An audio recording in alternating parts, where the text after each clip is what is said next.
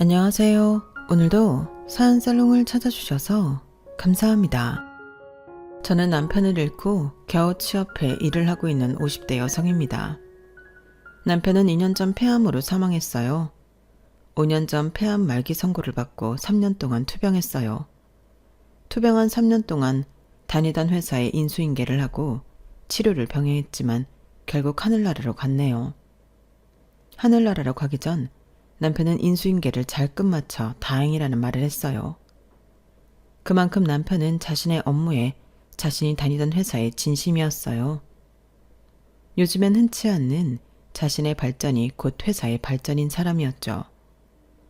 하지만 그런 남편이 너무 부담스럽다거나 과하다고 생각하지 않았어요. 오히려 당연하다고 생각했죠. 왜냐하면 저도 그런 사람이었으니까요. 저도 남편에게 뒤지지 않는 성실한 일꾼이었어요. 지금도 그렇고요. 하지만 저도 다른 제 또래 여성들과 마찬가지로 불과 몇 년 전만 해도 경력 단절 여성이었어요. 버티고 버티다 37의 일을 그만두고 무려 15년 동안 경력 단절이었죠. 그러다 남편의 폐암으로 하늘나라로 가게 되면서 재취업을 하게 되어요. 저에게 재취업은 물론 다른 여성분들도 마찬가지겠지만 선택이 아니라 필수, 생존이었어요. 남편이 하늘나라로 간 당시 아들은 이제 막 18살이 되었고 딸은 고작 16살이었으니까요. 하지만 제 의지와 다르게 재취업을 하는 길이 녹록지 않았어요. 일단 젊었을 때 쌓아놓은 제 경력을 쳐주지 않아서 저는 다시 처음부터 시작해야 했어요. 그리고 그 처음이라는 단어와 어울리지 않는 나이 때문에 또 좌절해야 했고요. 지금부터 그 이야기를 해드릴게요. 저는 3남 1녀의 막내로 태어났어요.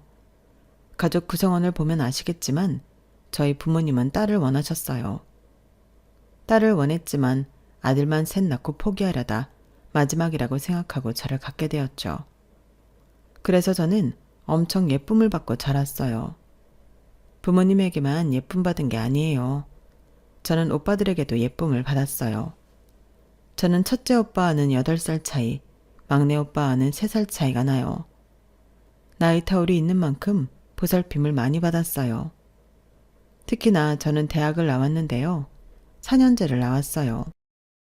그럴 수 있었던 건 제가 20살 때 이미 일을 하고 있던 첫째 오빠 덕분이었어요. 첫째 오빠가 등록금의 반 이상을 대주었기 때문에 저는 무리 없이 대학 졸업장을 딸 수 있었어요. 물론 서울에 있는 대학을 갈 수는 없었어요. 하지만 저는 그 시대에 여자가 대학을 나온 것만으로도 감사하다고 생각했어요. 그리고 서울로 상경하게 되었어요. 친구와 함께 상경에 옥탑방에서 살았어요. 우풍이 심하고 난방도 잘 되지 않았지만 서울에 산다는 생각에 얼마나 기쁘던지요. 저는 아르바이트를 하면서 취업 준비를 했어요. 다행히 서울에 상경한 지 4개월이 조금 지나서 취업을 하게 되었어요. 그때 친구가 사준 지갑이 명품이 아니라 그냥 시장에서 산 것인데도 아직도 가지고 있을 만큼 그때의 기억은 아직도 생생해요. 저는 한 회사의 인사팀에서 근무했어요. 제가 경영학과에 다니면서 가장 관심이 갔던 팀이 인사팀이었어요. 사람들을 관리한다는 것이 저에게는 매력적으로 느껴졌거든요. 그리고 저는 인사팀이란 사람을 연구하는 일이라고 생각했어요. 회사에 적합한 인재가 무엇인지 파악하고 적재적소에 분포시키는 일이라고 생각했죠. 얼마나 매력적인 일인가요? 물론 본격적으로 인사팀에서 근무하면서 그 실상이 이상과는 조금 다르구나 싶긴 했지만 그래도 즐거웠어요. 재미있었고요. 특히 인사팀은 다른 부서들과의 커뮤니케이션이 중요했고 그 사실이 저에겐 재미있었어요. 저는 많은 직원들과 소통하려고 노력했고 그러기 위해 그들의 정보를 외우고 새로운 정보를 알면 메모하기를 반복했어요. 그러다 제게 눈에 띈 사람이 있었죠. 그 사람은 무슨 요일이든 밝게 인사하는 사람이었어요. 인사팀뿐만 아니라 다른 부서 사람들은 그 사람을 웃는 괴물이라고 불렀죠. 그 사람은 개발팀이었어요. 그리고 저보다 입사를 2년 정도 빨리 했고 군대를 만기 전역했으며 지금 거주하는 곳은 회사 근처 빌라고 여동생이 2명 있다는 것을 회사 인사 시스템으로부터 알고 있었죠. 그리고 저는 그 이후에 그 사람의 자기소개서를 봤어요. 그 사람의 필력은 읽기 좋았고 안 뽑을 수 없는, 뽑을 수밖에 없는 열정이 느껴졌어요. 그리고 그는 정말 열정적인 사람이었죠. 개발팀에 있으면서 프로젝트를 성공시킨 적도 많았고 그래서 입사한 지 2년 만에 대리로 승진했더군요. 그래서 웃는 괴물이라고 불리는 거였어요. 하지만 그것보다도 무슨 요일이든 웃는 얼굴로 회사에 출근하는 모습이 제게 좋아 보였어요. 그래서 친해지고 싶었어요. 배울 점이 많아 보였어요. 그리고 친해지는 데에는 오랜 시간이 걸리지 않았어요. 그는 성격이 무척 좋아서 저에게 쉽게 옆을 내줬어요. 하지만 데이트 신청을 하기까지는 4년이 걸렸어요. 저는 4년 뒤에 참다 못해 그 사람에게 데이트 신청을 했어요. 그런데 저녁을 먹는 도중에 그 사람이 급하게 전화를 받았어요. 아, 맞다. 잊고 있었어. 지금 어디야? 아, 여기 근처네. 그럼 일단 여기로 와. 그렇게 전화를 끊더니 그 사람이 제게 정중하게 사과했어요. 저 혹시 죄송한데 제가 오늘 사실 조카를 봐야 했거든요. 그런데 제가 잊고 있었네요. 그런데요? 실례지만 부탁 하나 드려도 될까요? 뭔데요? 정말 죄송하지만 애들이랑 잠깐만 같이 있어도 될까요? 정말 죄송해요. 첫 데이트인데 정말 죄송합니다. 혹시 부담스러우시면 오늘은 제가 데려다 드리고 다음에. 괜찮아요. 네? 괜찮으니까 오라고 해요. 사실 저 애들도 별로 좋아하지 않는데 그 사람이 첫 데이트라고 낙인 찍어준 게 기뻐서 그렇게 하라고 했어요. 그리고 얼마 안 돼서 그 사람의 조카들이 왔어요. 6살, 3살이라고 설명하더군요. 그래서 그날 아이들을 데리고 공원에 가서 뛰어놀고 아이스크림을 사주고 그랬어요. 그 사람은 아이들에게도 친절하더군요. 좋은 삼촌인 것 같았어요. 저는 조금 친해진 것 같은 기분에 사적인 것도 물었어요. 아까 본 동생분 6살 아이를 가진 엄마처럼은 안 보이던데요. 젊고 세련된 엄마 같았어요.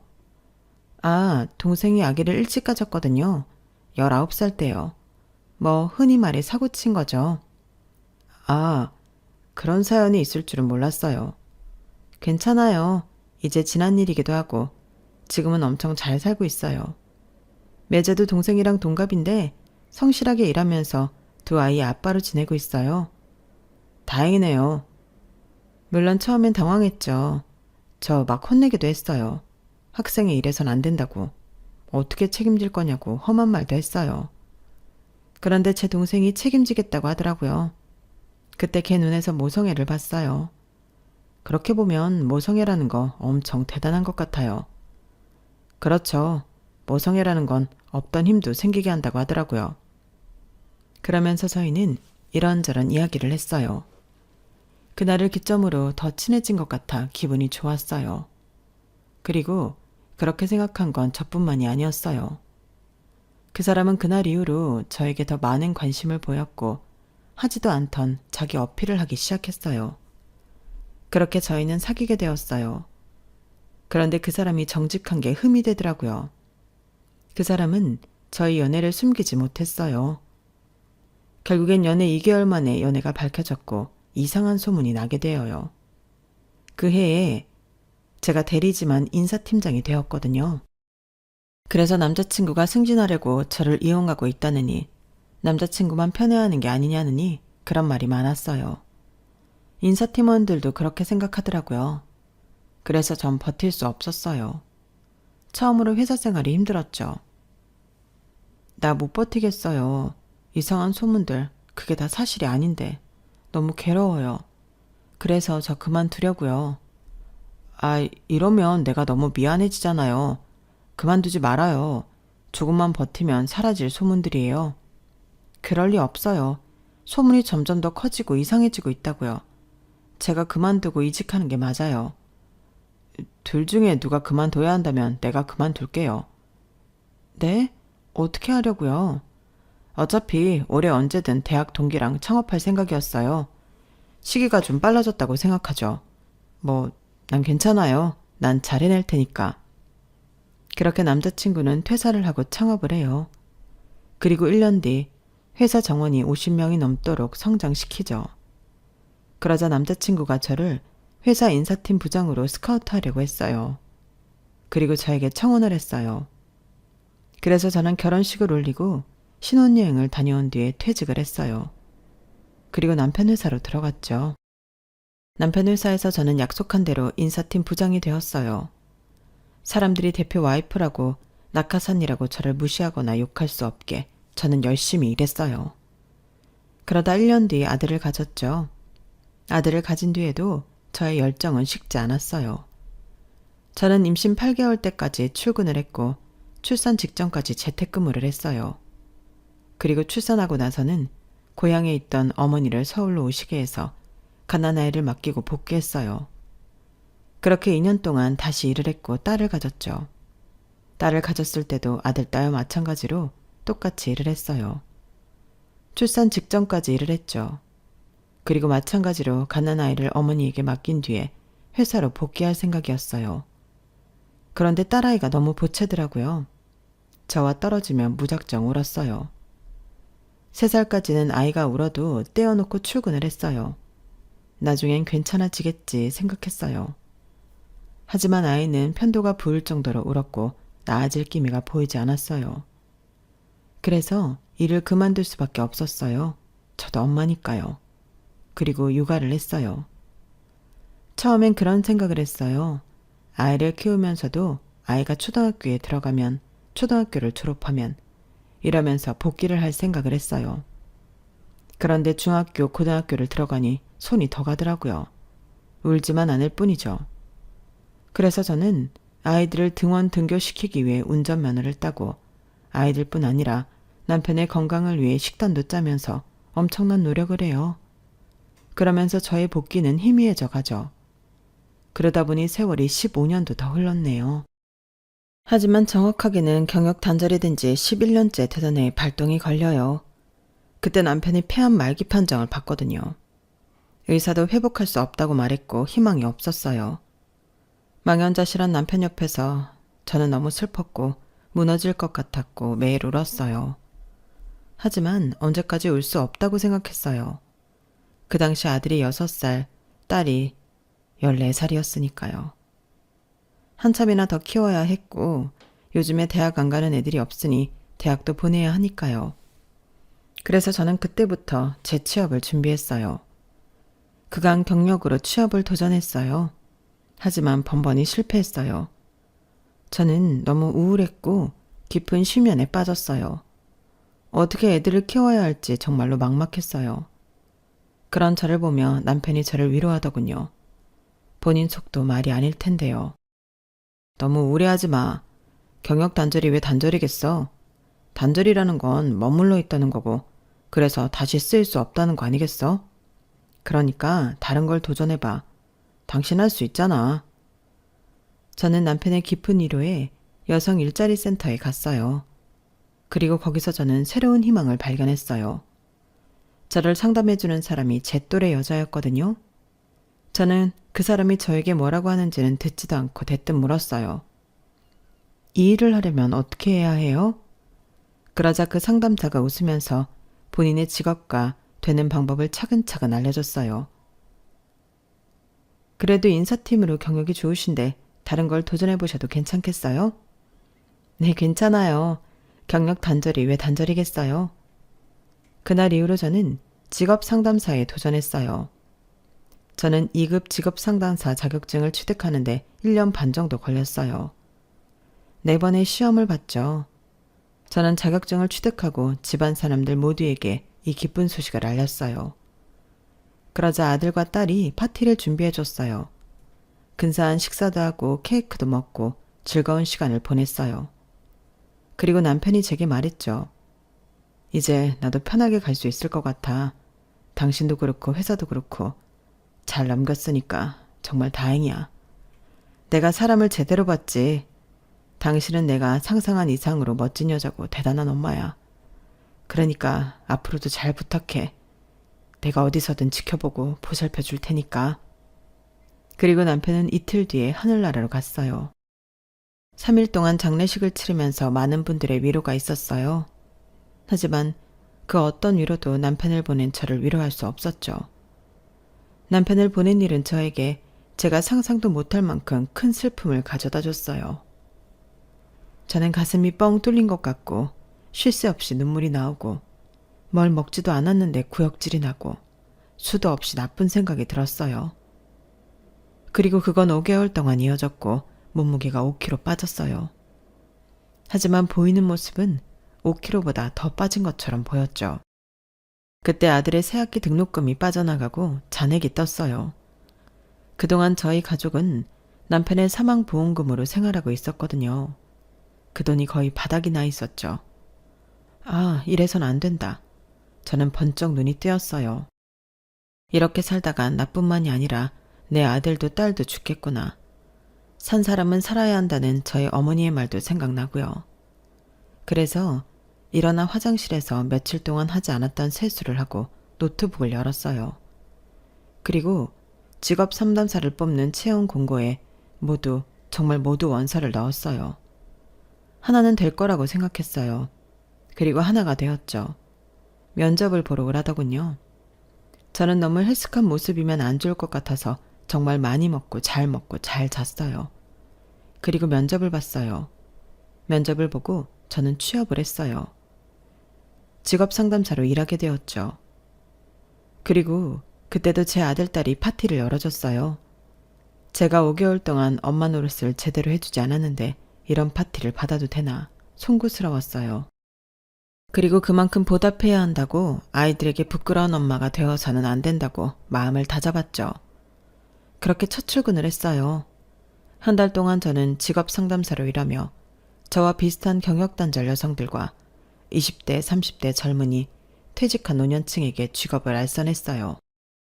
그 사람들의 특성과 성향을 알고 그 사람들의 관심사에 집중해 적재적소의 일자리를 알려주는 것이 제가 인사팀에서 했던 업무와 다르지 않았고 그래서 친숙하고 보람이 있었어요. 게다가 정말 제가 알선한 곳에서 취업이 되면 그 보람은 배가 되었죠. 직업 상담사 업무는 그게 또한 실적으로 작용되기 때문에 그런 경우는 더할 나위 없이 기뻤어요. 그래서 저는 점점 더 전투적으로 내담자의 특성, 성향을 파악한 뒤에 취업 알선을 했어요. 성과가 직접적이라는 게 저에겐 큰 자극으로 다가오더라고요. 하지만 애로사항이 있었어요. 바로 한 사람이었는데요. 같은 본사, 같은 부서에서 일하는 부장이었어요. 부장은 입사 첫날부터 저를 불편하게 생각했어요. 그걸 숨기지 않았죠. 기껏 뽑았다는 신입이 이 사람이야? 회사 꼬라지 잘 돌아간다. 세상이 말세다 말세야. 신입은 젊은 맛이 있어야지. 이 사람은 나이가 너무 많잖아. 아줌마, 몇 살이에요? 아니, 말하지 말고 들어서 편할 거 없으니까. 나이 많은 신입이지만 아무쪼록 잘 부탁드립니다. 아, 네네. 봐, 얼마나 불편해. 나는 또 신입 뽑아준다고 해서 새파랗게 젊은 애인 줄 알았는데 이거 일 시키기도 쫌스럽고. 아, 그래도 다들 내 말 잘 들어. 이 사람은 나이가 많지만 신입이야, 신입. 그러니까 사원들 대리들 똑바로 대해라. 내가 제일 싫어하는 무리가 어딘 줄 알아? 바로 군대야. 내가 장교 출신인 거 모르는 남자들 없지. 장교가 나이 많은 부사관들한테 뭐 할 때마다 부탁드립니다 하는데 난 정말 그게 이해가 안 가. 직급이 나이보다 낮은데 뭔 부탁이야? 왜 존댓말인데? 무리의 직급이라는 게 있으면 직급대로 행동해야지. 안 그래? 그러니까 여기는 직급대로 행동한다. 이 사람한테 부탁하지 말고 지시해. 그 위치니까. 알겠어? 부장은 저보다 어린 모든 직원들에게 저에게 부탁이 아닌 지시를 하라고 말했어요. 그리고 본인이 직접 모범을 보이듯 저에게 지시하고 하대하듯 행동했죠. 그리고 부장은 점심 식사 시간이 되면 저에게 눈치를 줬어요. 어이, 지금 네가 할 게 아니지. 수저 놓고 물잔 채우는 건 막내가 해야지. 아, 부장님 괜찮습니다. 제가 할게요. 제가 가깝잖아요. 그러니까 왜 네가 가까운 자리에 앉아? 아줌마, 전에 직장생활 안 해봤어? 알아서 수저통 근처에 앉아야지. 그래서 제가 대리와 자리를 바꿔 앉았어요. 그리고 사람들에게 수저와 물컵을 채워 건넸어요. 아줌마, 냅킨에 받쳐서 내야지. 그건 기본 아니야? 아니, 결혼한 거 아닙니까? 그런데 이런 기본적인 예의가 없으면 애들은 어떻게 키웠대?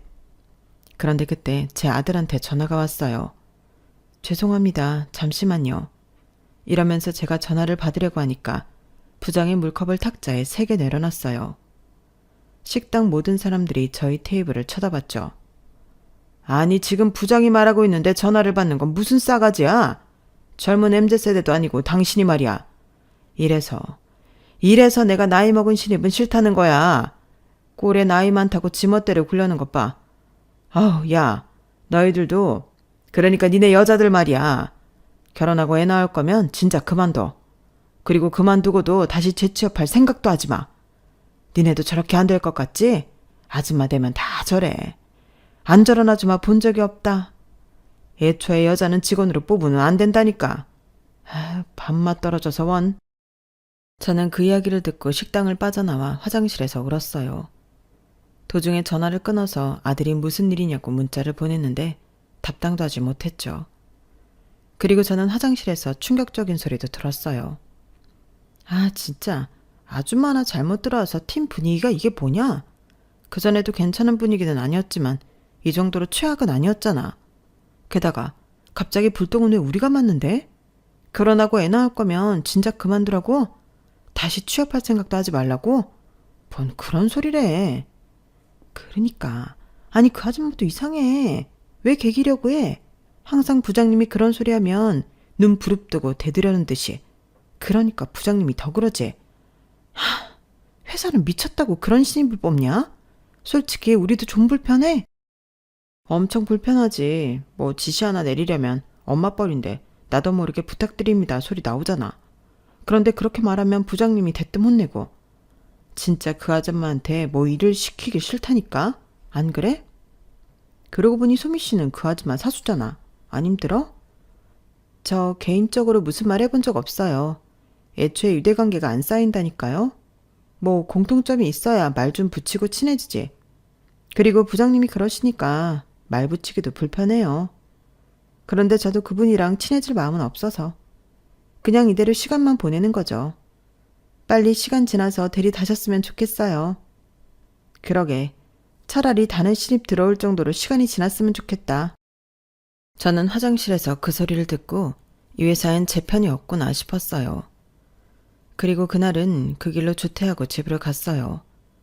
집에서 집안일을 끝내고 TV를 봤어요. 그런데 너무 적적하더라고요. 그래서 집에서 쉬는 친구 하나를 불러 카페를 갔어요. 친구는 저보다 결혼을 일찍 해서 두 아이 다 대학생이에요. 하나애는 졸업반이고요. 그래도 1년만 고생하면 한 명 남았네. 부럽다 부러워. 야, 요새는 취업 전까지, 아니 취업하고도 키워야 해. 캥거루족 몰라? 아, 캥거루족 들어는 봤어. 너네 애들 알아서 잘하잖아. 안 그러겠지? 캥거루족이 못난 애들이어서 그렇게 되는 게 아니야. 이미 사회가 캥거루족이 되게끔 만들었어. 지금 애들이 일자리 구하기가 좋니? 집 사기가 좋니? 애들이 뭘 할 수 있도록 월급을 안 준다니까? 그리고 뭐 애들도 문제가 있지.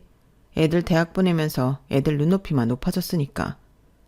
어쨌든 이런 이유 저런 이유로 캥거루족은 피할 수 없다니까. 그래서 나도 일자리 구하려고. 어디로 구하게? 그냥 마트나 어디 농사나 도우려고. 아휴, 너도 고생이다. 그래도 너는 그동안 남편이 많이 벌어주기도 했고 네 남편이 워낙 좋은 사람이라 너한테 시간을 줬잖아. 그래서 네가 자격증도 따고 버젓이 직장도 구하고 얼마나 다행이야? 벌이로 따지면 그렇긴 한데 나도 요새 힘들어. 아니, 부장이라는 사람이 내 또래인 것 같은데 자꾸 나한테 꾸지람을 하네? 무슨 꾸지람? 밑도 끝도 없는 꾸지람. 나이 많은 신입에 여자라고 그러는 것 같아. 와, 요새도 그런 사람이 있어? 그러니까 이 세상 미래가 암담한 거다. 그런 인간들이 높은 자리에 있으니까 그런 인간이 없어져야 되는데. 그런데 뭐라고 하는데? 뭐라고 하는데 네가 이렇게 풀이 죽어 있어. 그렇게 당당한 애가. 나이 많은 신입이라고 뭐라고 하고 게다가 여자니까 맨날 나한테 아줌마라고 불러. 사원이라고 안 부르고. 이름도 누구누구 씨 안 하고 아줌마라고 불러. 그리고 나보다 직급 높은 어린 애들한테 나한테 부탁하지 말라고 그래. 그럼 뭐라래? 지시하래. 나한테 지시하듯이 안 하고 부탁하듯이 말하면 혼내. 자기는 위계질서 확실한 구조를 좋아한다고. 위계질서가 있는 건 이유가 있다고. 그리고 점심 식사할 때는 내가 수저통 근처에 앉아서 이것저것 나르고 그래야 해. 웃기지? 와, 50 넘어서 그런 대접 받아야 해? 좀 존중해 줄 수 있잖아. 나도 나이 많다고 신입 대접 안 해주는 건 싫어. 그런데 그렇다고 신입이니까 홀대하는 것도 싫더라. 나 사실 지금 한계야. 힘들어. 그만둘까? 야, 그만두긴 뭘 그만둬. 그래도 우리 나이에 재취업하는 입장에서 너처럼 성공한 경우가 흔한 줄 알아? 그러니까 악바리로 버텨. 아줌마 힘을 보여줘. 그래야겠지? 그래. 너는 애들도 아직 어리잖아. 둘째가 고등학교 2학년 아니야? 너 고등학교 3학년 되면 돈이 얼마나 많이 드는지 알아? 교재에, 학원에, 강의에 장난 아니야. 그리고 대학교는 네가 보내봤으니 알 거고.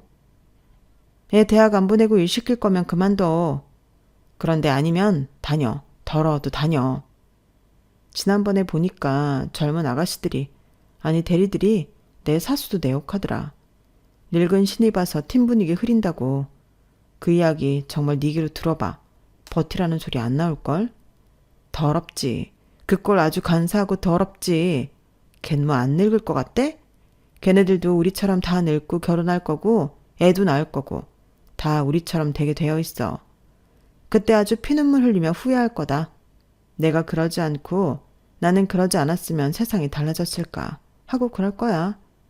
그런데 그건 나중 일이고 우린 지금을 봐야지. 당장의 학원비, 우리 생활비 생각해야지. 그러니까 나랑 얘기하면서 훌훌 털어내고 잊고 내일 출근해.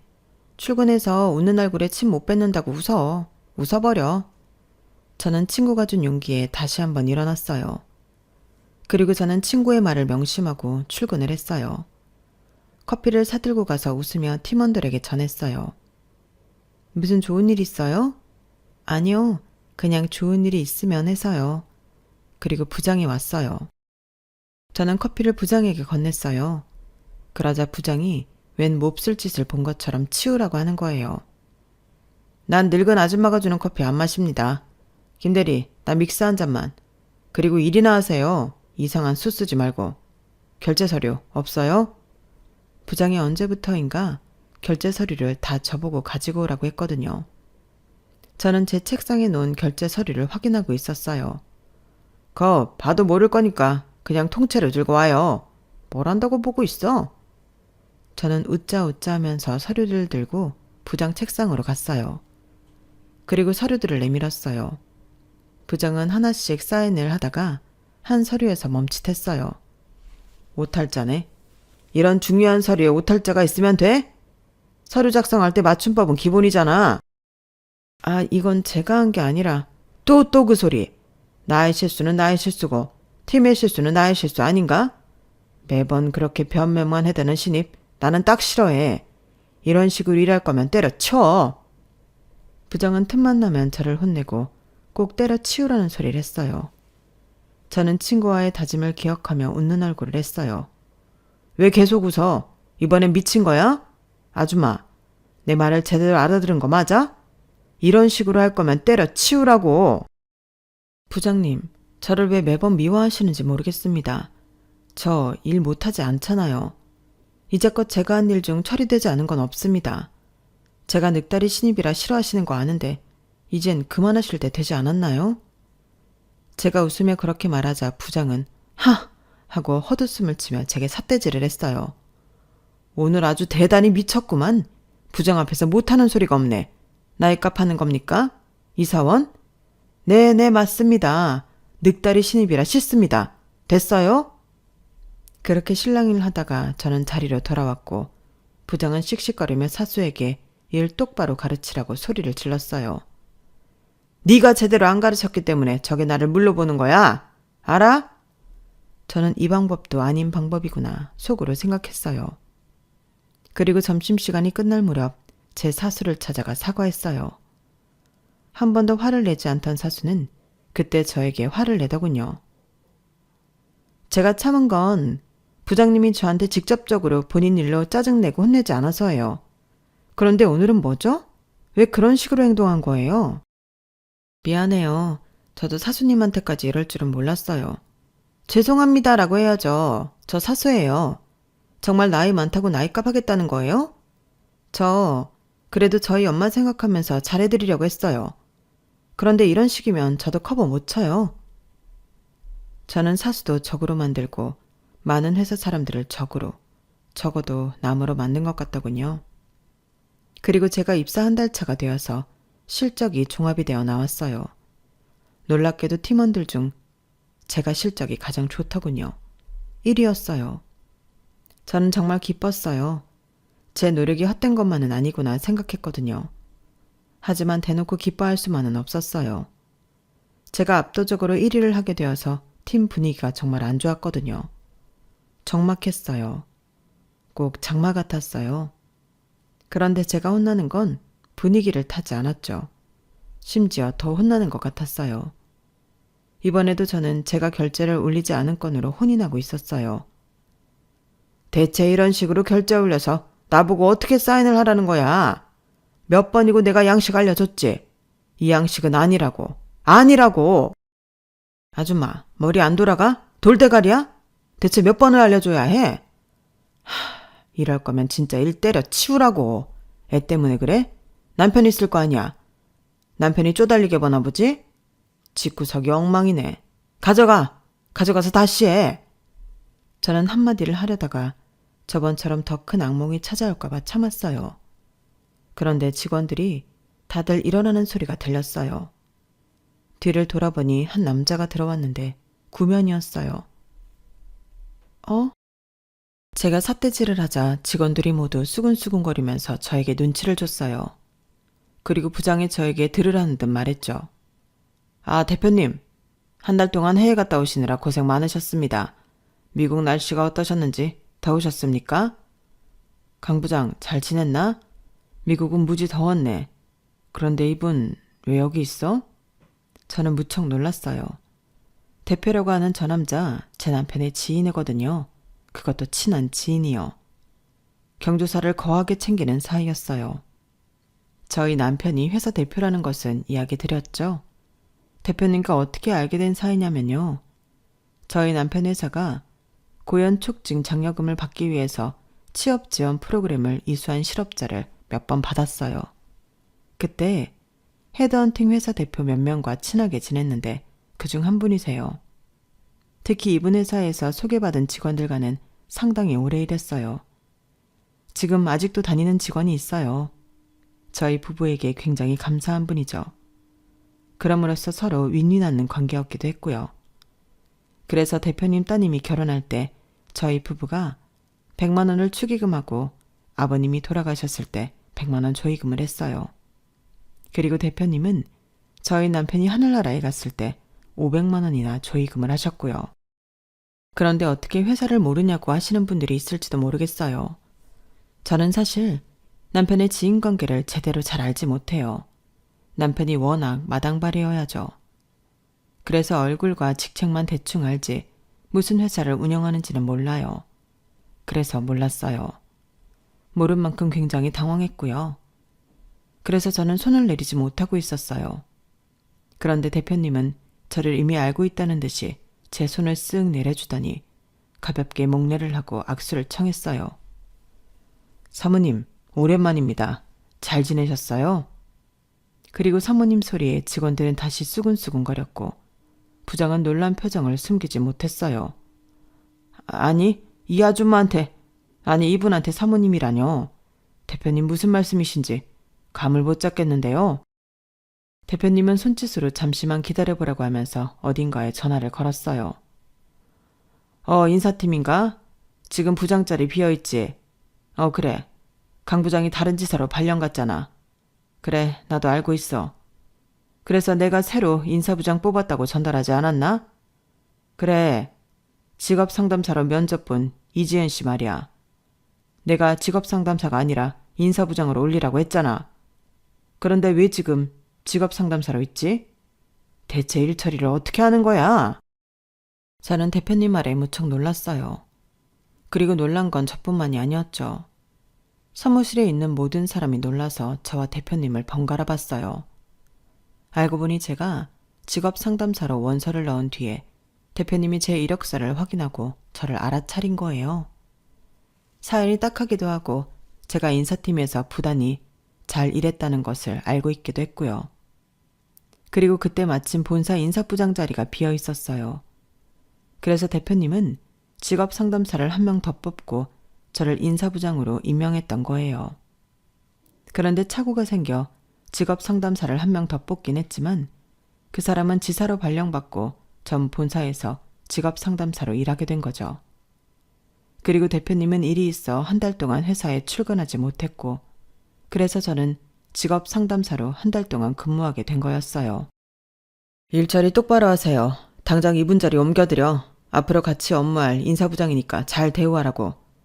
그런데 내가 없을 때 더 꼼꼼하게 일 처리해야 하는 거 아니야? 오늘 이렇게 처리한 사람 내 방으로 올려보내. 대표님은 그렇게 말하고 전화를 끊고서 제게 사과를 했어요. 제가 분명 지시를 내렸는데 직원이 잘못 알아들은 모양입니다. 한 달 동안 여기서 일한다고 고생 많았어요. 이제 앞으로 하시던 일 하면 됩니다. 인사부장으로요. 기뻤어요. 이제껏 몸바쳐 일한 제 경력이 인정된 것 같아서요. 그리고 좋아하던 일을 다시 할 수 있어서 기뻤어요. 그런데 사실 저조차도 의문이 들었어요. 경력 단절이 된 지 무려 15년이 되었잖아요. 그동안 인사 업무의 체계도 많이 바뀌었을 거고 시스템도 바뀌었을 텐데 제가 잘할 수 있을까 이런 생각이 들더라고요. 솔직히 겁나더라고요. 그래서 제가 경력 단절을 걱정하며 직업 상담사에 일을 하는 게 낫지 않겠냐고 대표님에게 말했어요. 대표님, 말씀은 감사합니다. 그런데 제가 경력 단절이 된 지 15년이나 되어요. 그동안 인사팀 업무가 많이 바뀌었을 거예요. 그런데 갑자기 부장 자리에서 일할 생각을 하니 솔직히 눈앞이 캄캄하네요. 차라리 제가 지금 일하는 자리에서 다시 시작하는 게 낫지 않을까요? 사모님, 아니 인사부장님, 언제 그렇게 자신감이 없는 사람이었어요? 제가 본 인사부장님은 늘 자신감 넘치고 여자라고 주눅들지 않고 남편분보다 더 성실하고 능력 있는 사람이었잖아요. 저는 정식이도 정식이지만 인사부장님을 보고 정식이와 더 친밀하게 지낸 겁니다. 두 분 다 좋은 사람이니까 제가 그렇게 대한 겁니다. 자신감을 가지세요. 분명 부장님은 잘할 겁니다. 이건 돌아가신 남편의 부탁이 아닌 제 자신의 믿음이에요. 남편의 부탁이요? 그 사람이 무언가 부탁을 했나요? 저 멀리 떠나기 전에 저에게 전화를 했어요. 남은 식구들 좀 챙겨달라고. 물론 그 말 때문에 부장님을 뽑은 건 아닙니다. 부장님은 부장님 스스로 무척 가치 있고 유능한 분이니까요. 저는 제가 모르는 이야기에 눈물이 났어요. 제 앞에서 모든 일이 해결되어 편하게 눈 감을 수 있겠다고 하더니 뒤에서 이런 부탁을. 대표님에게만 한 게 아니라 분명 자기가 아는 큰 사람들에게 했을 거예요. 그런 생각이 드니 마음이 무너지더라고요. 그런데 왜 회사로 안 들어가고 다시 직장을 구하신 겁니까? 들어보니 지금도 여전히 빵빵하던데요. 거기 인사팀으로 들어가시기도 충분하잖아요. 아, 애초에 남편 백으로 인사부장까지 간 사람이에요. 그런데 남편 하늘나라 가고 봐달라는 식으로 돌아가고 싶진 않았어요. 새로 부임한 대표한테도 부담스러운 일인 것 같고요. 그래서 직업 상담사 자격증을 따서 새로 취업 준비했어요. 대표님은 역시 대단한 사람이라고 저를 마구 칭찬했어요. 그리고 지금 일에 대해 물었어요. 제가 들어올 때 분위기가 좋지 않던데 큰 소리도 나고요. 무슨 일입니까? 아, 제가 결제 서류 양식을 잘못 알아서 부장님이 알려주시고 있었어요. 그 서류 잠깐 나 좀 보여주시죠. 대표님이 결제 서류에 손을 대려고 하자 부장은 망연자실한 표정을 지었어요. 아까도 말씀드렸지만 그건 제 서류가 아니에요. 제 실수가 아니었죠. 대표님은 서류를 쓱 봤어요. 그러더니 의문스러운 표정으로 저와 부장을 번갈아 쳐다봤어요. 인사부장님 성함이 아니잖아요. 이 서류 올린 사람 누굽니까? 그때 다른 대리가 손을 들었어요. 그런데 왜 이분이 대신 결제를 받고 있죠? 대표님이 그렇게 묻는데 아무도 진실을 말하지 않았어요. 물론 저조차도 그랬죠. 그런데 대표님은 대충 상황을 알겠다는 듯이 부장을 쳐다봤어요. 설마 강 부장, 나이 많은 신입이라고 무작정 까고 있었던 건 아니지? 아닙니다. 그런데 왜 이분 사료가 아닌데 이분이 결제를 받고 있고 본인이 한 실수가 아닌 부분에서 혼이 나고 있었던 거지? 그런 게 아니라 이것도 나름의 교육이라고. 나는 배운 사람들을 뽑은 것 같은데 교양 있고 배운 사람들 말이야. 그런데 지금 강 부장이 하는 꼴을 보니까 전혀 내가 잘못 생각한 것 같네. 내가 사람을 잘못 봤어. 지금 결제서를 읽어봐. 누구 이름으로 되어 있지? 정문주 대리라고 되어 있습니다. 자네 나이가 올해 52 아닌가? 벌써 노안이 왔어? 왜 그러는 거야? 대표님이 다그치자 부장은 고개를 숙여 사과했어요. 사과는 나한테 하는 게 아니라 이분한테 해야지. 정말 죄송합니다. 죄송합니다. 절박한 사과를 받고 저는 인사팀으로 짐을 옮겼어요. 그리고 인사부장으로서 일을 시작했어요. 다행히 적응하는데 오랜 시간이 걸리진 않았어요. 그리고 저는 인사이동 업무를 맡았어요. 직원들의 데이터베이스를 확인하고 적절한 곳에 인사이동을 시켰죠. 그중 강 부장도 있었어요. 알고 보니 강 부장은 15년 동안 그 자리에서 고인물처럼 있었더라고요. 그리고 남쪽 지사의 부장 자리가 몇 달간 비어 있었어요.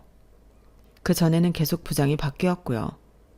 그래서 저는 강 부장이 적임자라고 생각했어요.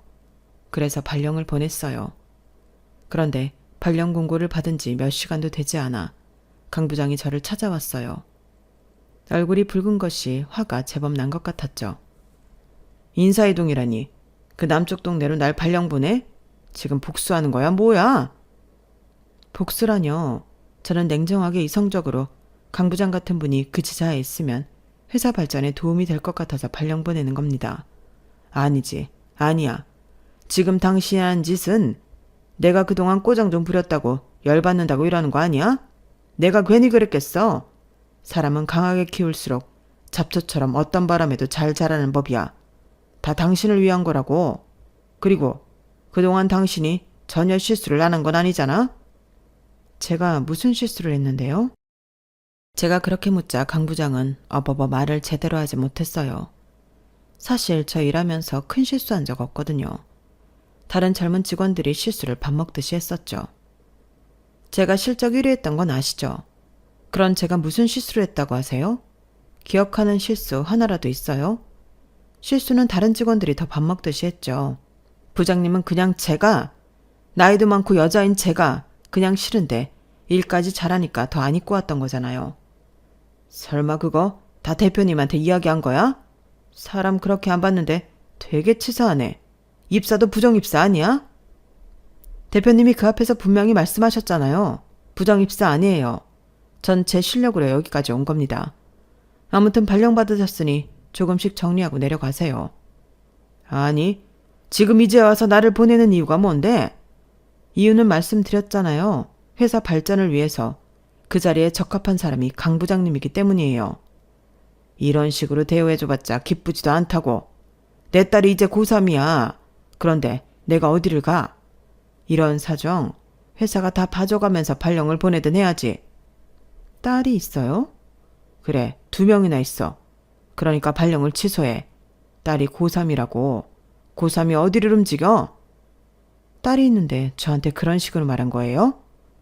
그렇게 말하자 강 부장 눈이 흔들렸어요.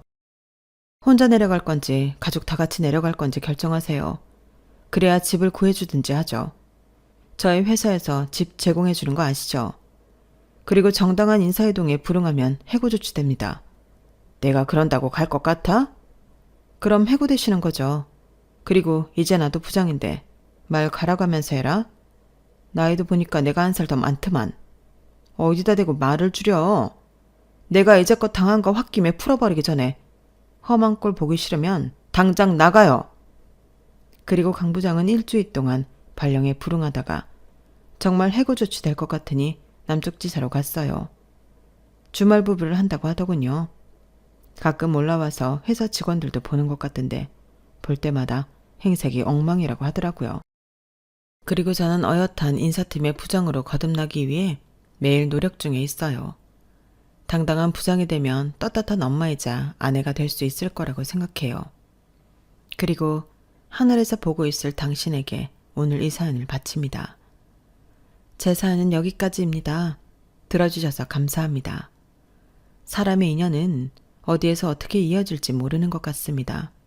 인생이란 게 살수록 어려운 것 같은데 현명하게 잘 살아봐야지요. 저에게 용기를 주세요. 모두들 건강하시고 행복하세요. 여러분, 사연 댓글에 응원과 현명한 조언 부탁드려요. 좋아요와 구독은 저에게 큰 힘이 됩니다. 오늘도 좋은 일 가득하세요.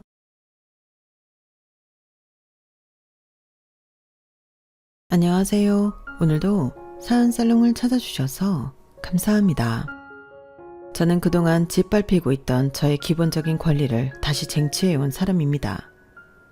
손윗사람에겐 인사를 하고 식사를 마치면 상을 치우는 것처럼 그런 당연한 사실을 꼭 제대로 혼쭐을 내줘야만 아는 사람이 있어서 말이에요. 가족이라는 이름으로 참고 인내하다 보면 언젠간 스스로 깨닫겠지 싶었지만 그런 사람은 도무지 혼자서 깨우칠 줄을 모르더군요. 참고 참다가 결국은 제가 직접 나서서 알려줄 수밖에 없었던 지난날의 이야기를 여러분들께 들려드리겠습니다. 부디 재미있게 들어주세요. 저는 원래는 평범한 사무실에 다니던 직장인이었어요. 결혼 후에도 아이들을 키우며 요새 말로는 워킹맘으로 한동안 일을 했었죠. 하지만 저희 애들이 중학교에 한창 다니고 있었을 즈음에 시어머니가 쓰러지시는 일이 일어났어요. 시어머니는 홀로 40년 동안 반찬가게를 해오시며 워낙 주변 상가에 계신 분들 사이에서 인망이 두터우신 분이었는데요. 다만 평소에도 관절이 좋지 않아 고생을 하셨는데 그때 하필이면 일하시다가 무릎을 잘못 삐끗해 넘어지시면서 크게 다치신 거였어요. 다행히 평소에도 자주 놀러오던 빵집 사장님이 일찍 발견하시고 병원에 데려다 주셨기에 망정이지 정말 큰일 날 뻔한 사건이었죠. 어쨌든 그날 병원에서 저희는 시어머니가 류마티스 관절염이 진행 중이라는 청천벽력과도 같은 말을 들었고 시어머니의 병세는 하루가 다르게 악화되기 시작하셨습니다. 저는 오랜 고민 끝에 다니던 사무실을 관두고 전업주부로 전향하여 시어머니의 간병 생활을 시작했어요. 남들은 시어머니의 간병을 도맡아 하는 저를 대단하다고 해주었지만 사실 시어머니는 저에게 정말 친정 엄마처럼 잘해주셨기 때문에 제 입장에선 크게 어려운 결정은 아니었습니다. 직장을 관두기 전 고민한 것도 두 아이들을 키우고 있기 때문에 경제적인 고민을 했던 것이지 시어머니를 모시는 것 자체에 대한 고민은 아니었어요.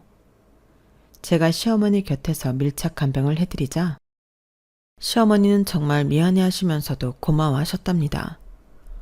아가야, 정말 미안하구나. 내가 평소에 조금만 더 내 몸을 잘 돌볼 걸 그랬다. 나 때문에 이렇게 일도 못하고 하루 종일 굳은 일만 하니 어쩜 좋니? 아니에요 어머님. 어머님이 저에게 해주신 게 얼만데요. 저는 부모 없는 애라고 어렸을 때부터 하도 손가락질 당해서 절대 이런 집엔 시집 못 올 줄 알았는데 어머님처럼 좋은 분을 시어머니로 만나게 될 줄은 정말 꿈에도 몰랐어요.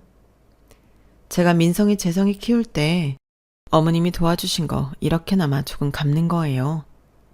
넌 본래가 심성이 바르고 착해서 뭘 해도 잘하고 어디 가서도 사랑받을 아이다. 오히려 너처럼 착하고 똘똘한 며느리를 얻은 게 내 복이지. 말년에 이렇게 간호도 해주고 말동무까지 해주다니 말이야. 우리 영희가 널 반만 닮았으면 좋으련만. 아가씨도 심성은 고운 분이세요. 순수하시고요. 네, 그럼요. 시어머니는 저를 아껴주시면서도 늘 시누이를 걱정하셨어요. 아무래도 시어머니가 걱정하시는 데엔 다 그럴 만한 이유가 있었는데요. 남편과 8살 차이로 막둥이로 태어난 시누이는 정말 세상 물정 모르고 오냐오냐 자란 티가 팍팍 나는 사람이었거든요. 처음 제가 시집을 왔을 때 남편과 저와도 나이 차이가 한참 나는 시누이를 보고 어느 정도는 사랑을 많이 받고 자랐겠다는 생각을 하긴 했어요. 하지만 정말로 손에 물 한 방울 안 묻히고 자란 정도일 줄은 몰랐죠. 일상 속에서도 가족 행사가 있을 때도 신우이는 자기 밥그릇 설거지 한 번을 안 했고 세탁기를 돌릴 줄도 몰랐어요. 하지만 그런 것보다 더 신우이를 철부지로 보이게 하는 건 바로 신우이의 말과 태도였어요. 세상에 언니, 핸드크림 좀 바르고 사세요. 안 그래도 이제 나이도 있는데 손 보니까 더 늙어 보여요. 어머, 목주름도 관리 좀 하셔야겠다. 저도 당연히 출산하고 나이가 드니까 주름 좀 생기는 건 당연하죠. 제가 그런 거 관리할 시간이 어디 있겠어요? 나는 맨날 시간 내서 열심히 관리하는데 저처럼 부지런히 하면 돼요. 아, 맞다. 어제 입은 제 원피스는 세탁소 맡겨주세요.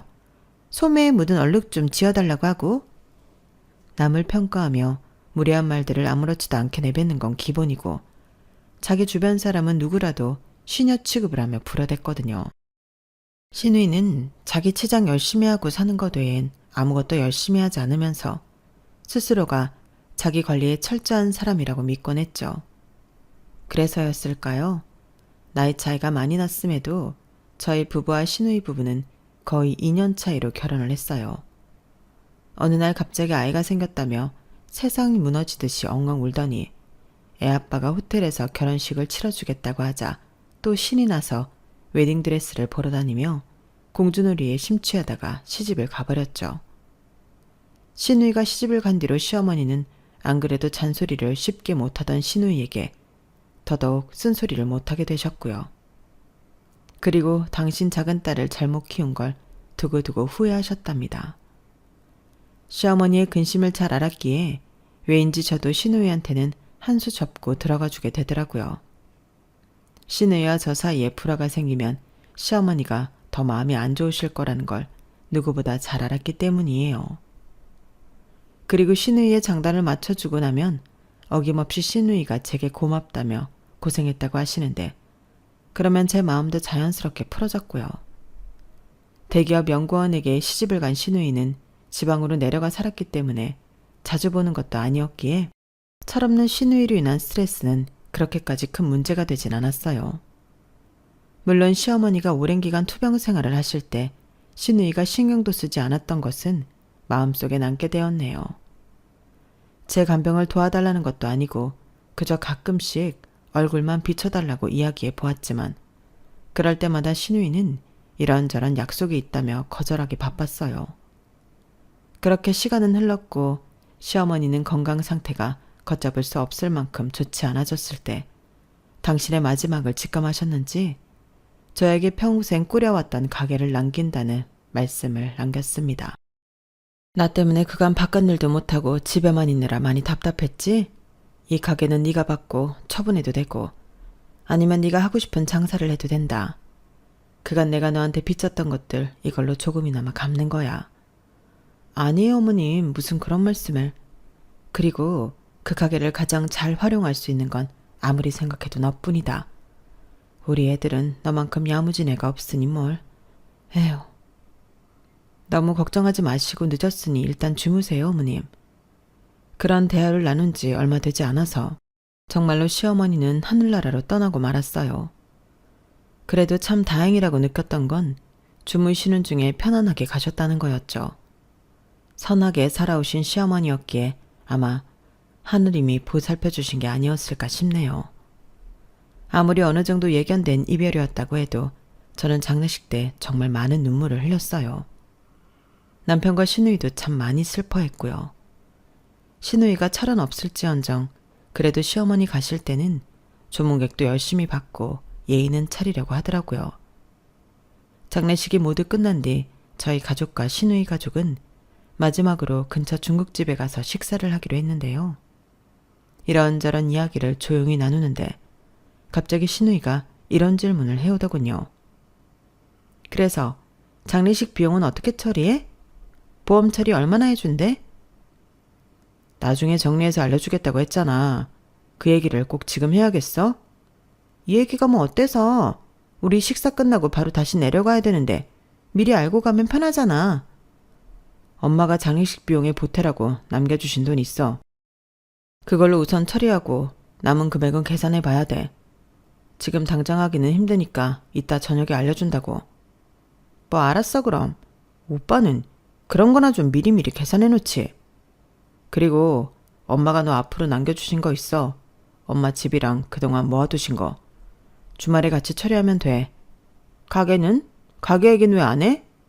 그건 저한테 물려주셨어요. 네? 엄마 가게를 언니한테 줬다고요? 왜요? 이 사람이 엄마 아프기 전부터 가게 일 많이 도와줬잖아. 간병할 때 옆에서 요리도 맨날 했고. 아, 그래요. 잘 됐네요. 그럼 엄마 레시피를 그대로 배운 거예요? 거의 그러지 않을까 싶네요. 어머님 편찮으시기 전에도 어머님이 가르쳐 주신 대로 요리를 거의 다 했었으니까. 어머, 잘 됐다. 우리 엄마 가게 음식 맛있었는데. 우리 다음 달에 서울로 이사 가면 언니가 엄마 대신 요리 많이 해주세요. 다음 달에 서울로 올라온다고요? 네, 남편이 다시 서울로 발령 났거든요. 엄마 손맛이 계속 이어진다고 하니까 너무 좋다. 앞으로 자주 가야겠어. 갑자기 서울로 올라오게 되었다며 눈을 반짝이는 신우이를 보고 저는 왜인지 불안한 마음이 들었어요. 사실 그전까지의 거리감이 살기 딱 좋았으니까요. 하지만 회사 문제로 인해 올라오게 되었다는 걸 뭘 어쩌겠어요.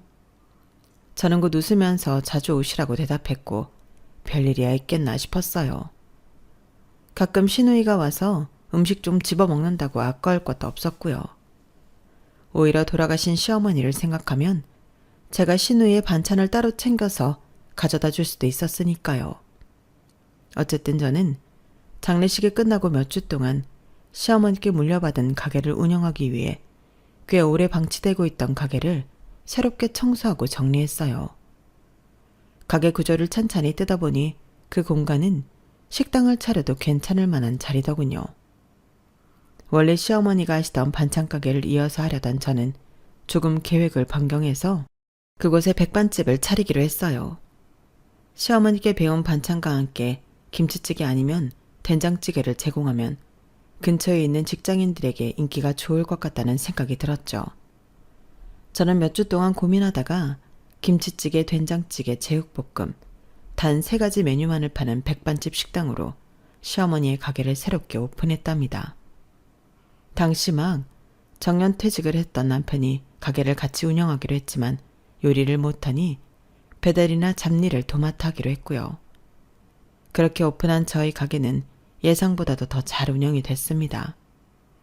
근처 회사원들만 와서 점심 장사나 잘 되겠거니 했던 것이 아침에는 동네 어르신들이 저녁에는 퇴근하는 직장인들이 그 사이에는 주변 상가 직원들이 식사를 하러 오더군요. 특히나 집밥처럼 맛있는 반찬을 내어드리니 혼자 사는 사람들이 정말 많이 오시는 것 같았어요. 돌아가신 시어머니 보시기에 흐뭇할 거라는 생각이 드는 만큼 저는 가게가 잘 될수록 더 열심히 일을 했답니다. 그렇게 한 1, 2개월이 지난 뒤 서울로 이사를 마친 신우이가 저희 가게를 드나들기 시작했어요. 그리고 신우이는 묘하게 제 신경을 긁기 시작했죠. 신우이는 처음 왔을 때부터 가게 안을 무슨 부동산 보러 온 사람처럼 매 눈으로 꼼꼼히 살피면서 저한테 인사는 하는 둥 마는 둥 하더라고요. 이삿짐 정리는 다 끝났어요? 네, 여기 김치찌개랑 된장찌개도 같이 주세요. 제가 말을 걸들 말든 메뉴판만 보면서 대충 손짓으로 음식만 시키면서 말이에요. 저는 그 모습에 약간 기분이 상하긴 했지만 별로 티내진 않고 상을 차려줬어요. 신우이는 제가 반찬을 놓고 물병도 가져다주는 모습을 한마디도 안 하고 깐깐한 눈으로 쳐다보는데 저는 무슨 TV에 나오는 유명 셰프한테 심사라도 받는 줄 알았네요. 언니, 김치찌개가 너무 싱거운 거 아니에요? 고기를 이렇게 많이 주면 대체 뭐가 남아요? 어머님한테 배운 대로 한 거예요. 고기 그 정도도 안 넣으면 손님들 누가 오겠어요. 라면 사리는 저렇게 그냥 쌓아두는 거예요? 사람들이 막 퍼가면 어떡하려고요? 여긴 거진 다 식사하러 오는 손님들이라서 라면 그렇게 많이 안 먹어요. 그리고 이것 때문에 여기 오는 손님이 얼마나 많은데요. 이거 그렇게 비싸지도 않고 손님들한테 퍼주기 좋아요. 수저는 개별 포장 같은 거 안 하세요? 이렇게 수저통에 전부 담아놓으면 개나 소나 다 손대는 거잖아요. 비위생적이게. 다른 식당이랑 별다를 거 없이 세팅하고 운영하는 건데도 신우이는 무리한 트집까지 잡으면서 이것저것 잔소리를 늘어놓았어요. 처음에는 신우이도 가게에 대한 애정이 있으니 좋은 마음으로 그러는 거겠지. 그렇게 좋게 생각하고 넘어가려고 했는데요. 한두 번 오고 말 줄 알았던 신우이는 그 뒤로도 몇 번이나 가게를 찾아오는 거예요. 그것도 올 때마다 5만 가지 잔소리를 장착하고서 말이죠. 그뿐만이 아니라 자기 친구들이나 주변 지인들을 전부 데리고 저희 가게를 찾아오곤 했어요. 그런 일이 여러 번 반복되니 마치 누구를 만날 때마다 저희 가게를 찾는 것만 같더군요. 언니, 지금 친구들 더 올 거거든요. 김치찌개 몇 개 부탁해요. 아이, 술이 다 떨어졌으면 그때그때 냉장고에 채워놔야지. 이 언니 참. 친구들이 더 온다고요? 자리가 없는데? 저녁 7시 이때쯤엔 사람 많은데 왜 이렇게 친구를 많이 불렀어요? 제가 저번에 밖에도 상 차려야 한다고 말씀드렸잖아요. 언니, 이 날씨에 밖에서 노상도 하고 그래야 손님들 더 많이 오지. 저희 가게는 술집이 아니고 밥집이라니까요. 언성 좀 너무 높이지 마세요. 사장님, 저희 라면 사리 좀 추가해 주세요. 손님, 라면 사리는 셀프예요. 식사비를 턱없이 적게 내는 건 기본이고 얼토당토하는 무리한 요구에 심지어 원래 있던 손님에게도 막대하는 둥 신우이는 말 그대로 진상 그 자체였죠. 특히 본인이 이 가게 주인이라고 생각하는 건지 가끔씩 자기가 사장인 듯 굴며 다른 손님들에게 불쾌감을 안겨줄 정도의 언행을 할 때면 저는 그 뒤에서 신우이의 언행을 수습하느라 진땀을 빼야 했어요. 라면 사리 제가 가져다 드릴게요. 너무 죄송해요. 여기 사이다도 같이 드세요. 이건 제가 그냥 드리는 거예요. 아니, 가족분이신 것 같은데 관리 좀 하셔야 되는 거 아니에요? 저희가 여기 식사할 때마다 오는 곳인데 요즘 너무 분위기가 달라졌어요. 안 좋은 쪽으로. 제가 잘 타일러 볼게요. 정말 죄송해요. 제 속이 부글부글 끓고 있는 걸 아는지 모르는지 신우이는 기어코 자기 돈으로 야외 테이블을 사서 가게에 가져다 놓았어요. 그리고 그게 본인 정용 VIP 의자라도 되는 양 올 때마다 보란듯이 펴놓고는 상을 차렸죠. 신우이와 왔다 가면 술병에 나뒹굴고 온 바닷가 테이블에 된장찌개며 김치찌개를 쏟아놓는 등 난장판이 되고 말았어요. 처음 한두 번이야 술 먹고 기분이 좋았나 보다 넘어가는 거지. 거진 반년을 그렇게 깽판을 치니 저희 인내심도 한계까지 다다르고 말았습니다. 당신 나랑 얘기 좀 해. 결국 저는 남편을 식탁으로 불러 앉힐 수밖에 없었죠. 무슨 얘기? 내가 무슨 얘기를 하겠어. 아가씨 얘기 말고 내가 화낼 게 뭐가 있느냐고. 당신이 아가씨 불러서 얘기 좀 해봐. 아니 하루 이틀도 아니고 대체 언제까지 이럴 거야? 당신도 오며 가며 아가씨 하는 거 다 보고 있잖아. 어쩜 한마디를 안 하고 그대로 내버려둘 수가 있어? 그래도 꼬박꼬박 찾아와 주는 게 어디야? 뭐? 지금 아가씨랑 그 친구인지 뭔지 아는 사람들을 보고도 그런 얘기가 나와? 가게 앞에 사람들이 많으면 사람들한테 홍보가 될지도 모르잖아. 걔도 생각이 있어서 일부러 친구 많이 데려오는 거겠지. 친구들 많이 데려오면 뭐, 그 손님들 중에서 자기 목 내고 가는 사람은 하나도 없어. 떼거지러 와서 그 진상을 피우고 가는데 돈 내는 사람은 아무도 없다니까? 손님을 많이 데려올수록 가게 손해야 손해. 알았어. 내가 한마디 할게. 잘 좀 말해봐. 아가씨가 자꾸 가게에 와서 이렇게 진상 피우면 있던 손님도 다 떨어져 나가. 안 그래도 자주 오시던 분들이 한마디씩 한다고. 알았어. 남편은 손을 휘휘 저으며 알겠다고 했지만 저는 결정적일 땐 물러터진 남편을 알기에 마음이 불안할 수밖에 없었어요. 그래서 몇 번이나 단호하게 똑바로 말하라고 남편을 다그칠 수밖에 없었죠. 며칠 뒤 남편은 가게 안으로 들어오면서 자기가 동생한테 잘 얘기를 하고 왔으니 걱정 말라며 호언장담을 했어요.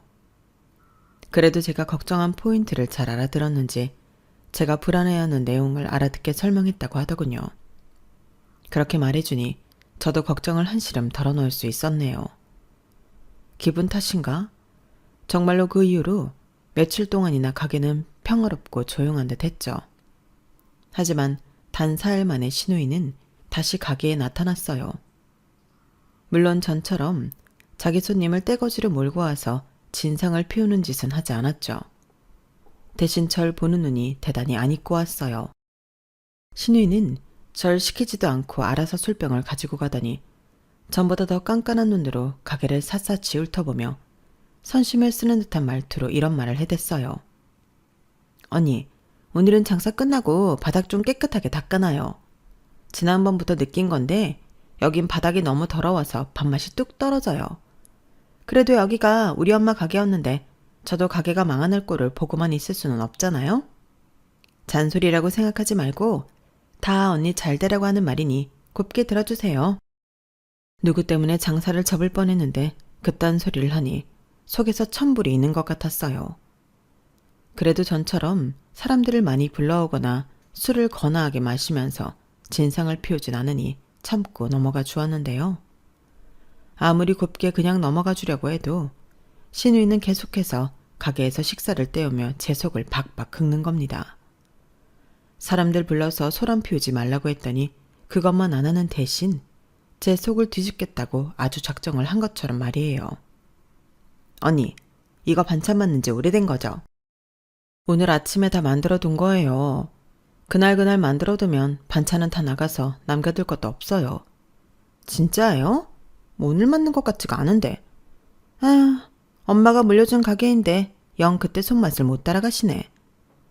매번 말끝마다 자기 엄마가 물려준 자기네 집 가게였던 이런 레파토리를 붙이면서 자기가 이 가게 진짜 주인이라는 뉘앙스로 말하면서 말이죠. 그뿐만 아니라 신우이는 자꾸만 다른 손님들이 들으면 크게 오해할 만한, 식당 운영하는 입장에서 들으면 가슴이 철렁할 만한 이야기를 툭툭 던지는 겁니다. 일부러 주변 사람들 들으라는 듯이요. 방금 의자 아래로 뭐가 지나간 것 같았는데? 언니, 여기 식당에 벌레 있는 건 아니죠? 저희 업체 쓰면서 방역 철저히 하고 있어요. 무슨 벌레가 있다는 거예요? 아니, 분명히 밑으로 지나간 것 같았다니까요. 어떤 벌레가요? 아가씨가 확실하게 봤어요? 그냥 느낌만 가지고 그런 얘기를 하시면 어떡해요?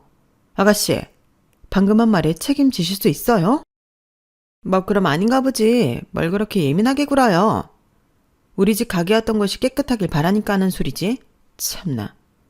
깜짝 놀란 제가 단호하게 본인 말에 책임질 수 있겠냐고 되물으니 신우이는 그제야 목소리를 줄이고 툴툴대면서 슬그머니 꼬리를 내리더군요. 하지만 신우이가 자꾸 이런 소리를 해대면 위험하겠다는 생각이 번쩍 든 저는 그날 가게 마감을 마치자마자 녹음까지 되는 CCTV를 주문했어요. 그리고 바로 며칠 뒤에 가게 안에 설치해 놓았죠. 신우이가 지정석처럼 앉는 자리가 중점적으로 보이도록 애초부터 CCTV를 한 대 더 구매해 설치했고요. 아니나 다를까 CCTV를 설치하고 얼마 지나지 않아 신우이가 또 가게를 찾아왔을 때였어요.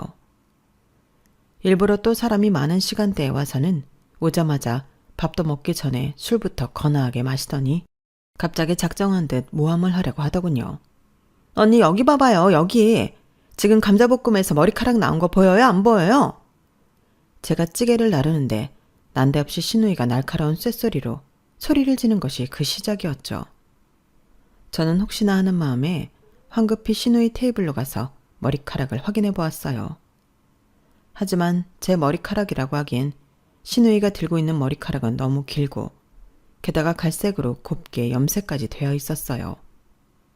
저와 남편은 둘 다 염색을 안 한 쇼컷머리였는데 말이에요. 저희 가족 중 머리 길이가 어깨를 넘어갈 정도로 길고 갈색으로 염색한 사람은 딱 한 명, 신우이 뿐이었죠. 저는 신우이가 치켜들고 있는 머리카락을 확인하자마자 주변 손님들이 다 들을 수 있을 만큼 명확한 목소리로 차분하게 말했습니다. 이건 저희 가게에서 나온 머리카락이 아니에요. 저희 가게에서 일하는 사람 중에는 이렇게 갈색으로 염색한 사람도 없고 머리가 이렇게 긴 사람도 없어요. 누구 머리카락이든 이런 게 반찬에서 나왔다는 것 자체가 음식 관리를 엉망으로 하고 있다는 거잖아요. 테이블 위에 음식 세팅해준 지 20분 지나서 저희 머리색도 아닌 머리카락이 발견된 게 100% 저희 가게 잘못이라는 건가요? 지금 이 머리카락은 길이도 색깔도 아가씨 머리색이랑 일치하는데요. 제 머리색 아니거든요? 이봐요, 언니. 잘못을 했으면 잘못했다고 사과를 하세요. 그러면 제가 사람이 실수할 수 있지 하고 넘어가 드릴 거 아니에요? 왜 이렇게 박박 우기기만 하세요? 제가 저희 엄마 가게 관리 제대로 못한 거 가지고 뭐라도 하기라도 해요? 제가 관리를 소홀히 해서 일어난 일이 아니니까 그렇죠. 자꾸 허위 사실 얘기하면서 영업방해 하실 거면 이만 나가주세요. 다른 손님들한테 패끼치지 말고. 뭐라고요? 지금 말 다 했어요? 저희도 손님을 가려서 받을 권리가 있어요. 특히 의도적으로 저희 가게를 비방하려고 없는 사실을 만들어내고 다른 손님들께 피해를 끼쳤다면 더더욱이요. 미쳤어요? 손님을 가려받아? 참나. 언니, 전 여기 가게 주인 딸이에요.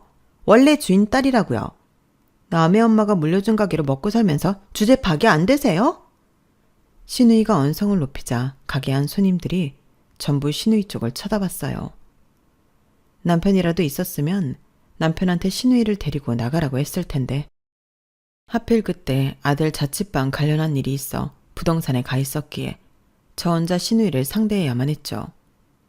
저는 신우이의 아나무인한 태도에 머리 끝까지 화가 났지만 다른 손님들이 계시니 어쩔 수 없이 이를 악물고 다시 한번 화를 눌러 참고 말했죠. 좀 전에 말한 대로 목소리 낮추고 다른 손님들한테 패끼치지 마세요. 할 말 있으면 이따 나가서 저랑 따로 얘기해요. 제가 왜요? 제가 왜 언니 말을 들어야 하는데요? 이 가게 전체가 다 우리 집 재산인데 언니가 뭔데 이래라 저래라 하시냐고요. 그때 볼일을 마치고 가게로 돌아온 남편이 깜짝 놀라 헐레벌떡 신우이 쪽으로 다가왔어요. 타이밍이 좋았던 게 조금만 늦었으면 저도 이성을 잃고 선 넘는 말들을 쏟아낼 뻔했네요.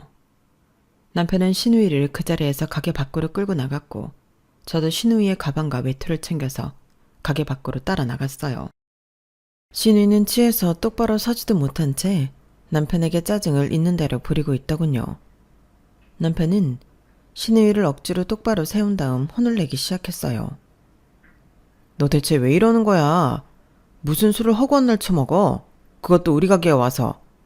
내가 저번에 분명히 말했지? 우리 가게에서 진상짓 좀 그만하라고. 어? 근데 고세를 못 참고 또 와서 이 난리를 부리냐?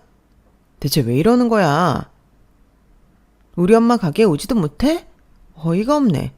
원래 이거 다 내 거였어야 하는 재산이잖아. 내 가게에서 내 마음대로 못할 게 뭐야? 뭐? 이게 취했다고 아무 말이면 안 뺐네? 야, 너 이딴 식으로 굴 거면 앞으로 가게 오지 마. 어? 다시는 오지 말라고. 남편도 신우이한테 학을 떼며 화를 냈고 저는 억지로 신우이 외투를 입히고 가방을 둘러매주며 말을 거들었어요. 여기가 왜 아가씨 가게예요? 여긴 어머님이 엄연히 저한테 물려주신 제 가게라고요. 억지 좀 그만 부리고 집에 들어가요. 그리고 진짜 다시는 오지 마세요. 그럼 정말로 엄마가 날 냅두고 언니한테 공짜로 그 가게를 물려줬겠어요? 당연히 언니를 일꾼으로 삼은 거죠. 주제 파악이 그렇게 안 되세요? 내가 이 가게 진짜 주인이라고. 깍듯이 모셔도 모자랄 판에 이게 뭐 하는 짓이야? 신우이의 선을 넘는 발언의 그 순간 저는 정말로 칼을 빼들어야 할 때가 왔음을 직감했습니다. 술 취한 신우이한테 칼춤을 쳐봐야 의미가 없겠다 싶은 저는 일단 남편에게 알아서 신우이를 수습하고 들어오라고 하고 가게 안으로 들어가 버렸어요. 남편은 낑낑거리며 신우이를 끌고 택시를 잡으러 갔고 저는 가게로 들어가 남은 장사를 마쳤죠. 가게를 마감한 뒤 저는 집으로 돌아가지 않고 가게에 남아 그동안 찍혔던 CCTV 영상을 전부 모았어요. 신우이가 자기 머리카락을 일부러 집어넣고 화면상 아무런 기척도 느끼지 않다가 갑자기 절 보고 벌레 있는 거 아니냐고 언성을 높이는 것까지 전부 수집했죠. 소리는 녹음되지 않았지만 예전 CCTV에 신우이가 지인들을 데려와 술판을 벌이고 계산 한 번을 안 하고 가는 것도 전부 다 모았어요. 마지막으로 그동안 신우이가 먹기만 하고 계산하지 않은 모든 장부 내역까지 정리했죠. 새벽까지 자료 정리를 마친 뒤 변호사 사무실까지 알아보고 있는데 남편이 가게 안으로 들어오더군요. 당신 여기 있었어? 한참 찾았네. 집에 먼저 들어가서 자고 있는 줄 알았건만. 잘 왔어. 여기 앉아. 영애 그거 내가 크게 한 소리 했어. 내가 내일 개술에서 깨면 또 뭐라고 할 거야. 당신 걱정하지 마. 내가 다시는 영애가 여기 발 못 딛게. 웃기지 마. 당신 못하는 거 알아. 앉아. 화 많이 났어? 내가 이때까지 참아준 건 돌아가신 어머님에 대한 마음 때문이었지. 이 판을 뒤집을 생각이었으면 진작에 뒤집고도 남았어.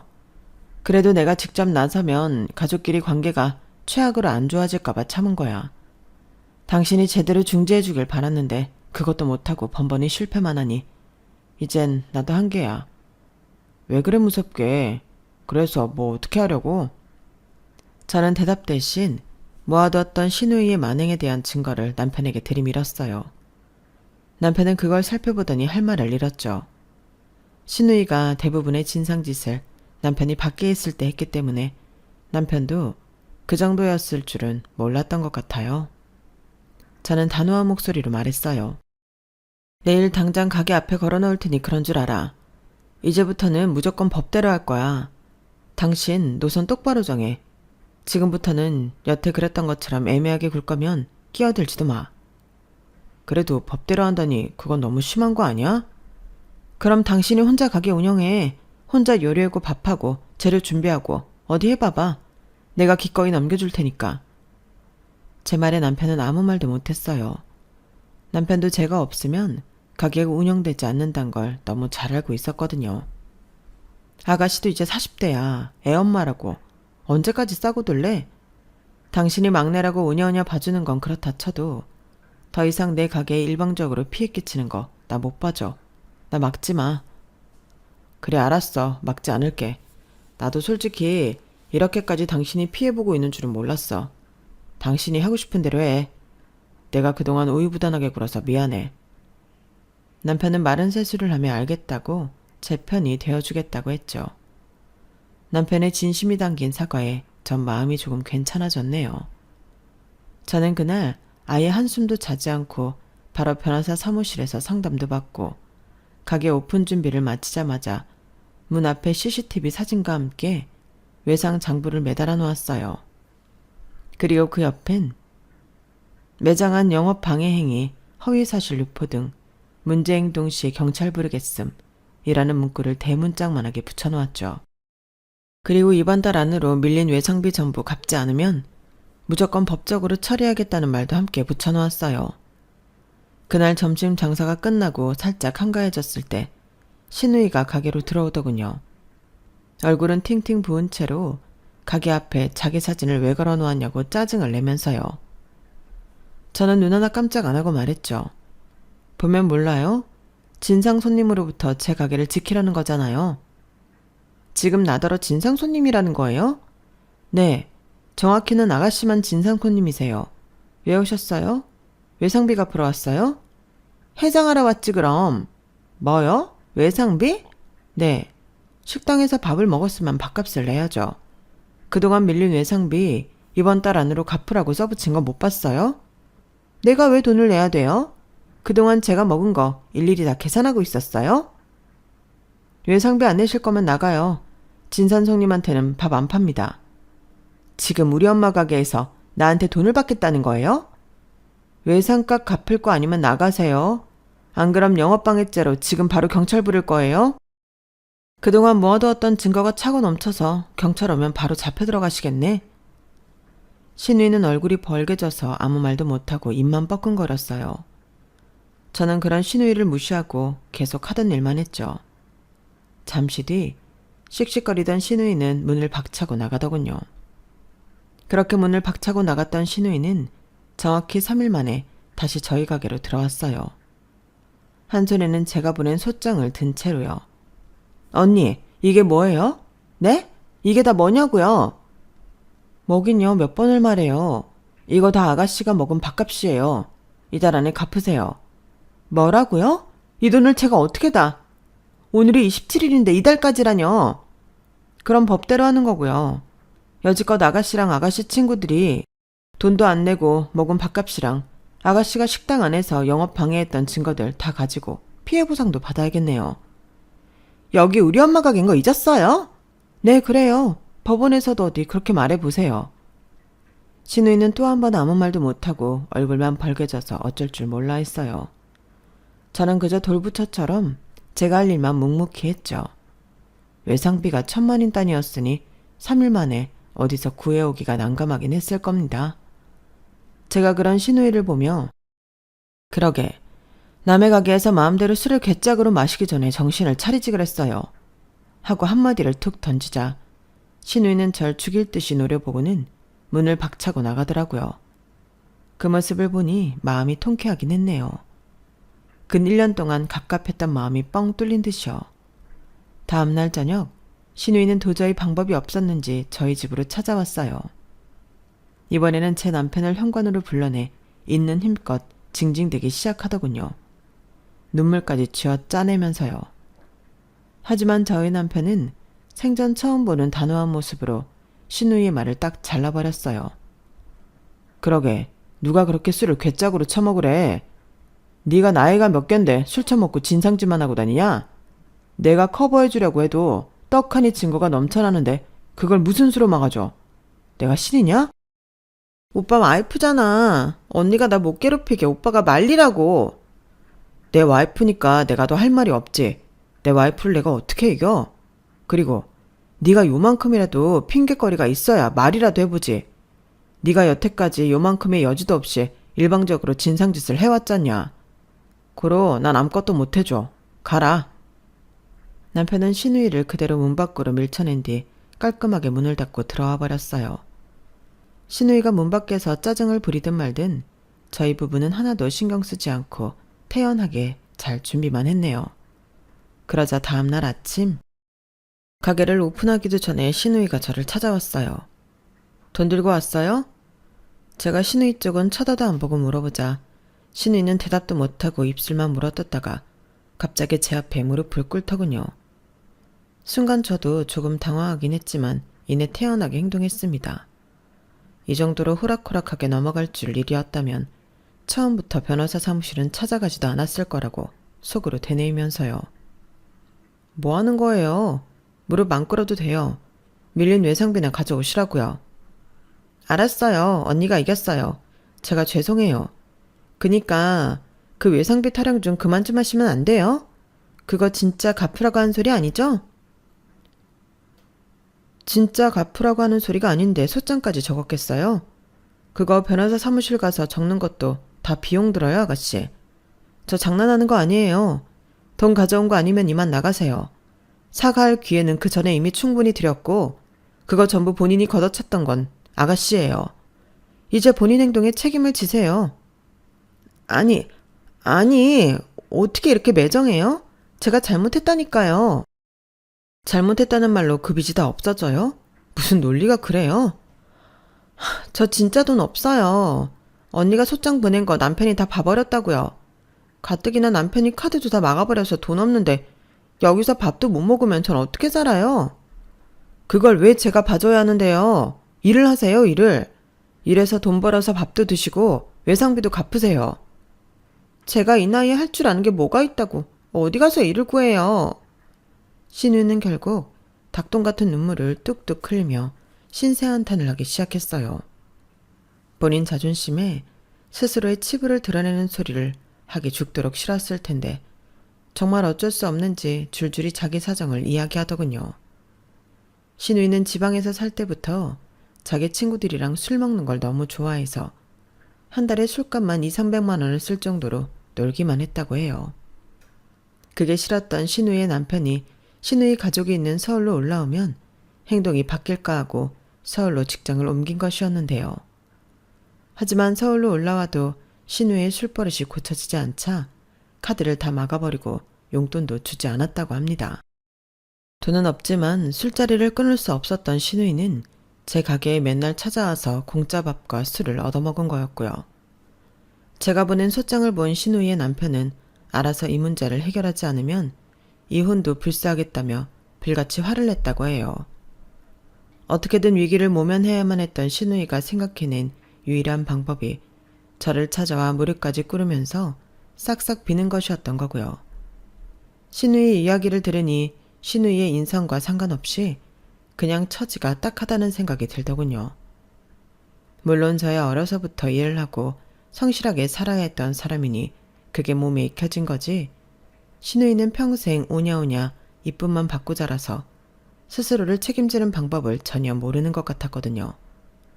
저는 가만히 생각을 하다가 신우이한테 이런 제안을 했습니다. 그럼 저희 가게에서 일하세요. 매일 저랑 똑같이 일하고 아가씨 월급 중 일부는 제가 알코올 의존센터 치료비로 먼저 결제해버릴 거예요. 그러니 거기 가서 꾸준히 상담도 받으세요. 상담비를 제외한 금액도 반은 외상비를 갖고 반만 드릴 거예요. 이 조건으로 일하시겠어요? 여기서요? 나 요리 못하는데? 그럼 이혼 당하시든가요. 외상비도 알아서 갚으시고. 알았어요, 그럼. 신우이는 울며 겨자 먹기로 제 제안을 받아들였어요. 저는 그날 바로 신우이에게 머리는 까맣게 염색해오고 화려한 손톱도 전부 말끔하게 지우고 오라고 했습니다. 그리고 바로 다음 날부터 신우이와 함께 일하기 시작했죠. 제 결정을 들은 저희 남편은 오히려 저에게 너무 고맙다며 자기가 일을 똑부러지게 가르치겠다며 나섰어요. 진작 그랬어야 했는데 말이야. 내가 영애고고 이제 배달도 시켜먹고 재료 손질도 전부 시켜야겠어. 당신은 걱정하지 마. 내가 다 알아서 할게. 당신도 재료 손질 잘 못하면서 누굴 가르쳐? 오버하지 말고 얌전히 있어. 당신이 영애 사람 만들어주니까 고마워서 그렇지. 너스레를 떨던 남편은 의외로 정말 신우이를 철저하게 관리 감독했어요. 신우이가 요리는 물론이고 서빙도 제대로 못하자 끊임없이 잔소리를 하며 조금이라도 나태해지지 않게 했죠. 신우이의 남편도 신우이가 저희 가게에서 일한다고 하니 반색을 하며 저희를 찾아왔어요. 저희 부부한테 선물까지 들고 오더니 신우이 몰래 외상비를 다 갚아도 계속 일하게 붙잡고 있어달라고 부탁을 했죠. 가족들이 전부 제 편을 들어주니 저도 수월하게 신우이를 데리고 장사를 할 수 있었답니다. 신우이는 처음에는 찌개가 뜨겁다고 울상, 재료 손질하다 손톱 밑이 물들었다고 울상, 아주 매일같이 징징대더니 약 4개월이 지난 요즘은 수월하게 일을 하고 있어요. 손님들한테 좀처럼 친절하게 응대도 못하던 사람이 조금씩 손님들이랑 웃으며 얘기도 할 수 있게 되었고요. 알코올 의존증 치료도 꾸준히 받으면서 지금은 술을 안 먹은 지 한 달이 훌쩍 넘었답니다. 이제는 안색도 좋아지고 같이 가게 오픈 준비를 할 때면 두런두런 담소도 나눌 만큼 저희는 가까워지게 되었어요. 중간 과정이 힘들었지만 돌이켜 생각해보면 결국 이렇게 서로 잘 지내게 되어 시어머니가 하늘에서 보시기에도 좋아하실 거라는 생각도 드는 요즘입니다. 제 이야기는 여기서 마치겠습니다. 들어주셔서 감사합니다. 가족과 잘 살 수 있도록 응원해주세요. 그럼 다들 행복하시고 부자 되세요. 여러분, 사연 댓글에 응원과 현명한 조언 부탁드려요. 좋아요와 구독은 저에게 큰 힘이 됩니다. 오늘도 좋은 일 가득하세요.